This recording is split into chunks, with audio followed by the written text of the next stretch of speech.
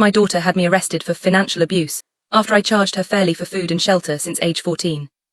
I'm writing this from a place of complete disbelief and devastation. 3 months ago I was arrested at my workplace, handcuffed in front of my colleagues and taken to the police station. The charge, financial abuse of a minor, the person who reported me. My own daughter Kayla, who is now 19 years old and has completely destroyed my life over what was simply responsible parenting and teaching her the value of money. I need to tell my side of this story because what's being said about me is so twisted, so far from the truth, that I barely recognize myself in the accusations. I'm facing criminal charges, I've lost my job, my reputation is in ruins, and my daughter hasn't spoken to me since the day she went to the police. All because I tried to teach her financial responsibility from a young age. Let me start at the beginning so you can understand the full context. I'm a single mother. Kayla's father left when she was 2 years old and I've raised her completely on my own ever since. No child support, no help, no co-parent to share the burden. It was just me and Kayla against the world. I worked full-time as an administrative assistant, a job that paid the bills but didn't leave much extra. We lived modestly, a small 2-bedroom apartment, basic cable, generic brands at the grocery store. We weren't poor, but we definitely weren't comfortable. I made sacrifices. I drove the same car for 15 years, I cut my own hair. I bought my clothes at thrift stores. Everything went to making sure Kayla had what she needed. But even with all that, money was always tight. There were months I had to choose between paying the full electric bill or buying Kayla new shoes for school. Months where I ate pasta and canned vegetables so she could have chicken and fresh fruit. When Kayla turned 14, something shifted. She started wanting more, not just needs but wants. Name brand clothes, a better phone, money to go out with friends, expensive school supplies when the basic ones would have worked fine. She'd come home talking about what her friends had, what they did, where they went. It was constant. I tried to explain that we couldn't afford those things, that we had to stick to a budget. She'd get upset, say I never bought her anything, that all her friends' parents were more generous. It hurt, honestly. After everything I'd sacrificed for her, to be told I wasn't doing enough, it was like a knife to the heart. That's when I realized I was doing her a disservice. I'd been shielding her from the reality of our financial situation, letting her think money just appeared, that expenses didn't exist. She had no concept of what things cost, of how hard I worked, of what I gave up for her. She was growing up entitled and ungrateful, and if I didn't do something, she'd become an adult who couldn't function in the real world. So I made a decision that I thought was responsible parenting. I decided to teach Kayla about real-world expenses by having her contribute to the household. I sat her down and explained it carefully. I told her that in the real world, people have to pay for their housing, their food, their utilities. I said that as she got older and wanted more things, it was time she understood that everything costs money, including her presence in our home. I explained that I'd been covering 100% of our household expenses on my salary, and that it was only fair that she start contributing a small amount. I showed her a breakdown. Rent was $950 a month, utilities averaged $150, groceries were about $400. I told her that since there were 2 of us, it was reasonable for her to cover a portion of these costs. I calculated that her share would be about $300 a month, roughly 20% of our household expenses, which I thought was more than fair since she was only one person and still a dependent. Kayla looked at me like I'd lost my mind. She said she was 14 years old and didn't have a job. I told her that was exactly the point, she needed to get a job. I said she could babysit, mow lawns, help neighbors, or when she turned 15, get a work permit for a regular part-time job. I said this was a valuable lesson in responsibility and work ethic. She started crying, saying this wasn't fair, that none of her friends had to pay rent to their parents. I explained that her friends' parents probably had more money than we did, and besides, what their families did wasn't my concern. I was her mother, and I was teaching her what she needed to know for adulthood. She asked what would happen if she couldn't pay. I told her the truth. In the real world, if you can't pay rent, you get evicted. I said I hoped it wouldn't come to that, but that there would need to be consequences if she didn't hold up her end of the agreement.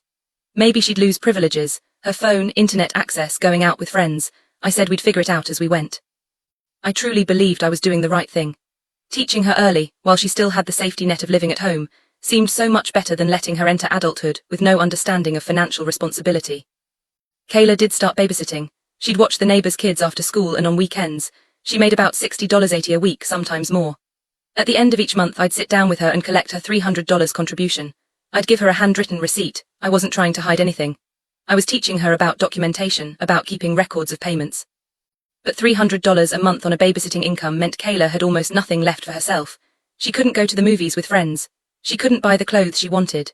She'd ask me for money for school activities, and I'd remind her that she needed to budget for those things herself. That was the whole point of the lesson. She stopped asking for things. She stopped talking to me much at all, actually. She'd come home from school, do her homework, go to babysitting jobs, and stay in her room. When I'd try to talk to her, she'd give one-word answers. I told myself it was typical teenage behavior, that she was adjusting to her new responsibilities. When Kayla turned 15, she got a work permit and started working at a fast food restaurant. She was working 20-25 hours a week after school and on weekends, making minimum wage. With the increased income, I adjusted her contribution to $400 a month. I explained that as her income grew, so would her share of expenses. That's how the real world works. You get a raise, your lifestyle adjusts accordingly. She was exhausted all the time. She'd come home from school, change into her work uniform and head to her shift. She'd get home at 10 or 11 p.m., eat something quick and go to bed. On weekends, she worked double shifts. Her grades started slipping, not dramatically. But she went from being an A-B student to pulling mostly B's and C's. When I mentioned the grades, she snapped at me. Said she was too tired to focus on school because she was too busy working to pay me rent. I told her she needed to learn time management, that plenty of teenagers worked and maintained good grades. I said she was making excuses. Looking back now, I can see she was struggling. But at the time, I thought I was toughening her up, preparing her for the real challenges of adulthood. I thought short-term discomfort was worth long-term preparedness. The $400 a month continued through her sophomore and junior years of high school. Kayla became even more withdrawn.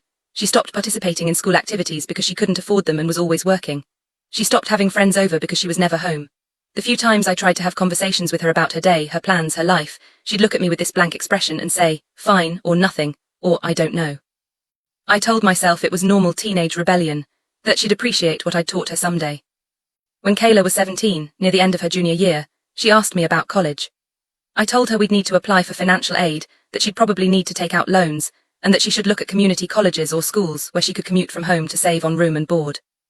She asked if I had any savings for her education. I told her honestly, no, every penny I made went to our household expenses. She'd been contributing $400 a month for 3 years, that was over $14,000 she'd paid. She asked what I'd done with that money. I explained that it had gone toward our household expenses, just like I'd told her from the beginning. Rent, utilities, food, everything. She'd been paying her fair share, and that money had been used for exactly what I said it would be used for. She got very quiet. Then she asked, so I've been paying you over $14,000 and I have nothing to show for it. No college fund, no savings, nothing. I tried to explain that she had something to show for it. She had a roof over her head, food in her stomach, electricity and heat. She had been contributing to those things, not throwing money away. This was the lesson, understanding that life costs money. She said very calmly, other parents save for their kids' college. Other parents don't charge their kids rent while they're still in high school. I told her that other parents probably weren't single mothers living paycheck to paycheck. I said I'd done the best I could with what I had, and that teaching her financial responsibility was more valuable than any college fund. She didn't argue, she just went to her room. Senior year was worse. Kayla was working 30 hours a week, taking a full course load and trying to handle college applications. She looked exhausted all the time, dark circles under her eyes, losing weight, always stressed. I suggested she cut back on work hours, and she said she couldn't because she needed to pay me rent and also try to save something for college. I told her she needed to prioritize better, manage her time more efficiently. She just stared at me and walked away. She applied to several colleges, all state schools, all with financial aid applications. She got accepted to a few with decent aid packages, but there would still be gaps. She'd need loans and work study and probably a part-time job on top of that. The college she wanted most was about 2 hours away. She got in with a partial scholarship, but it would still cost about $8,000 a year out of pocket after aid. She asked if I could help at all.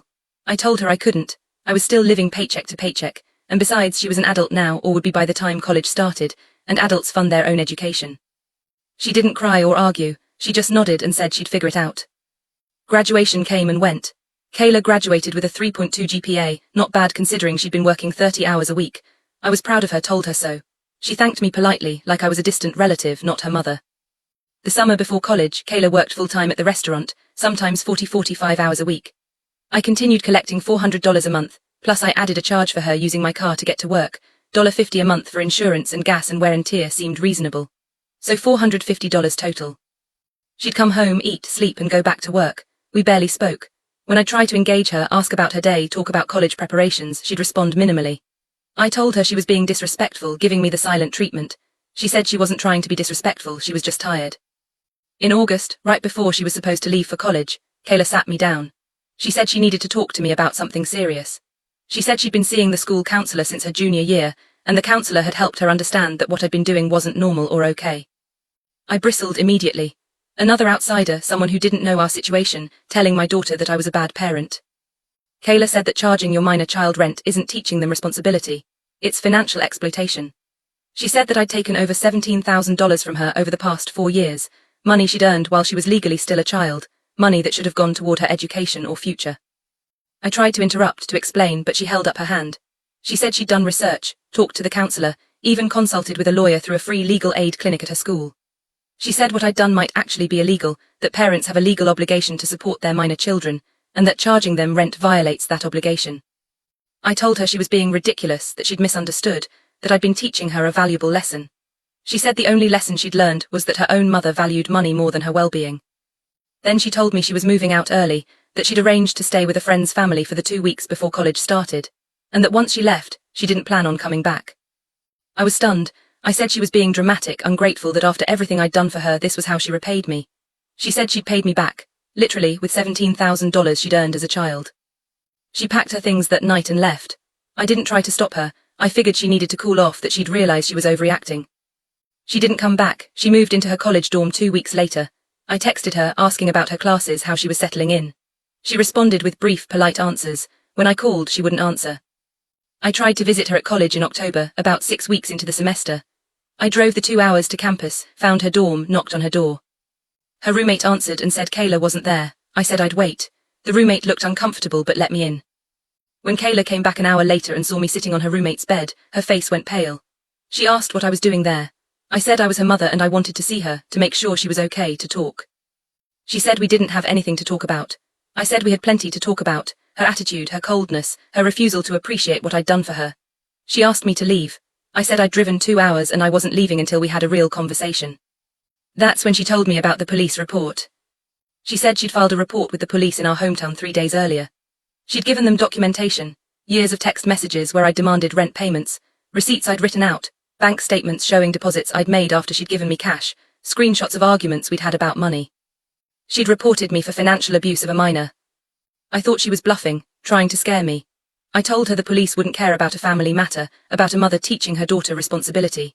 She said her lawyer from the legal aid clinic had told her that what I'd done met the legal definition of exploitation of a minor in our state. I left her dorm angry and shaken. I drove home replaying the conversation, getting more and more furious. After everything I'd sacrificed, she was threatening me with police involvement. 2 weeks later the police showed up at my workplace. 2 officers asking if I was me, asking me to step outside. My co-workers were staring. My supervisor was watching. They arrested me right there. Handcuffed me, read me my rights, put me in the back of a police car while my colleagues watched from the windows. The charge, financial exploitation of a minor. It's a felony in my state. I was taken to the station, booked, fingerprinted, photographed. I sat in a holding cell for 4 hours until my bail hearing. The judge set bail at $5,000. I had to call my brother to come pay it. I didn't have that kind of money saved. My brother was horrified, not at the arrest, at me. He asked if it was true if I'd really been charging Kayla rent since she was 14. I explained the whole thing, the teaching opportunity, the life lessons. He just kept shaking his head, saying Jesus Christ over and over. He paid my bail but told me he didn't want to hear from me again until I got help. I was suspended from my job pending the outcome of the criminal case. Suspended without pay. The arrest had been humiliating enough, but my employer said they couldn't have someone facing felony charges working in their office. I got a court-appointed lawyer since I couldn't afford to hire one. She reviewed my case and told me it didn't look good. She said the prosecution had extensive documentation, not just Kayla's testimony, but physical evidence of years of systematic collection of money from a minor child. I tried to explain the context to my lawyer, the teaching aspect, the life lessons. She cut me off and said, "Ma'am, you took over $17,000 from your daughter between the ages of 14 and 18. A child you were legally obligated to support. The context doesn't matter. What you did is illegal." But it wasn't illegal in my mind. It was parenting. It was teaching. It was preparing her for the real world in a way my own parents had never prepared me. The prosecutor offered a plea deal. Plead guilty to a reduced charge of misdemeanor exploitation, accept probation and mandatory parenting classes, and pay restitution to Kayla for the full amount I'd collected. $17,430, according to Kayla's records. My lawyer strongly advised me to take it. She said if I went to trial and lost, I'd be facing a felony conviction and possible jail time. The plea deal meant no jail, just probation and the restitution. But accepting the plea meant admitting I'd done something wrong. It meant agreeing that I'd exploited my daughter, abused her financially, harmed her. And I didn't believe that. I still don't. I refused the plea initially. I wanted to fight it, to explain to a judge and jury what I'd really been doing. My lawyer said I was making a mistake, that the evidence against me was overwhelming, that no jury would sympathize with a mother who charged her teenage daughter rent. My trial date was set for 3 months out. In the meantime, I lost my job.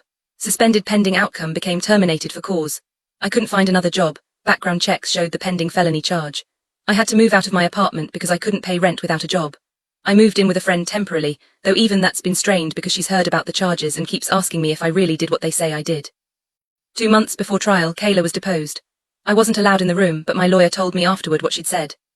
Kayla testified that she'd worked 20-30 hours a week throughout high school, that she'd given me hundreds of dollars every month, that she'd been exhausted and stressed and unable to participate in normal teenage activities because she was too busy working to pay me. She testified that she'd asked me multiple times if the money was being saved for her college education, and I told her it was going toward household expenses. She testified that when she'd asked other adults, teachers, her school counselor, friends, parents, about the situation, they'd all seemed concerned, but she'd been afraid to report it because I was her only parent and she had nowhere else to go. She testified that she'd developed anxiety and depression during high school, that she'd felt trapped and exploited, that she'd counted down the days until she turned 18 and could leave. The prosecutor also had testimony from Kayla's school counselor, who said Kayla had come to her during junior year in distress, describing the financial arrangement at home. The counselor had documented their conversations and had been trying to help Kayla figure out her options. They had testimony from Kayla's friend's mother, who said Kayla had stayed with them for 2 weeks before college and had broken down crying, talking about how relieved she was to be away from me.